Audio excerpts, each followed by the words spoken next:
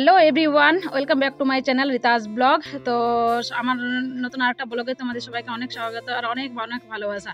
তো দেখতেই পাচ্ছ, এটা বলো তো কি, এটা হচ্ছে আখের রস, মানে আখের জুস, যেটা হচ্ছে সকাল সকাল রূপক গেছিলো বাজারে পিহুকে নিয়ে, তো কিনে নিয়ে এসেছিলো। তো সেটা এখন ঢালছি খাওয়ার জন্য, আজকে চা খাবো না বলে। খুশি মামা, ভর্তি হয়ে যাবে। এদিকে দেখো, আখের রস দেখো, গ্রিন গ্রিন সকাল সকাল। কাঁচা গ্লাসটা দিয়েছি, ও খাবে আরো।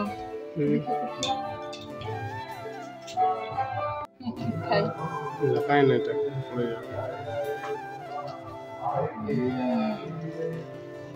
Super test. গ্লাস দিয়ে খাবে? পড়ে যাবে তো, আস্তে একটু আস্তে। তুমি ধরতে পারবে না, দু হাতে ধরো।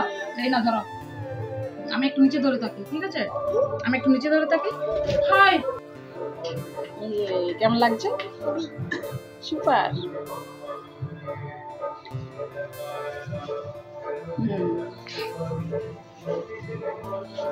দেখো বাবা মাছ ধরছে আর পিহু দাঁড়িয়ে দাঁড়িয়ে দেখছে, মাছ ধরা দেখবে।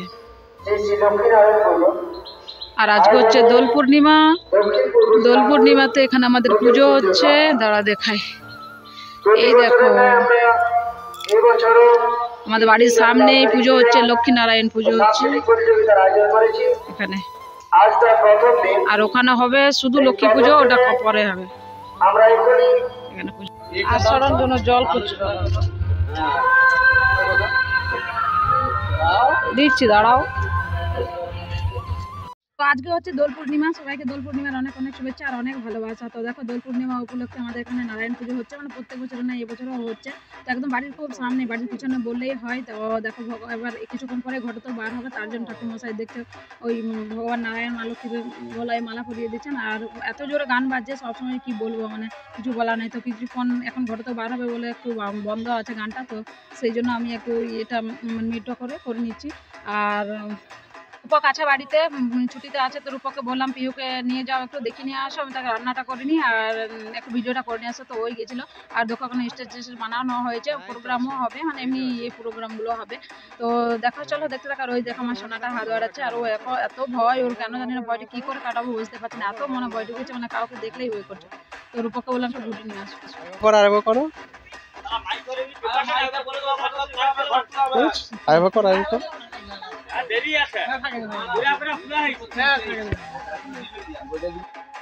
তো চলো সবাই সাথে থাকো, দেখতে থাকো আমাদের এখানে কিভাবে নারায়ণ পুজোটা তো দেখাতে পারিনি আমি তোমাদেরকে, অনুষ্ঠানগুলো দেখাবো। তো চলো সবাই সাথে থাকো আর দেখতে থাকো, এখন ঘটতে বার হবে।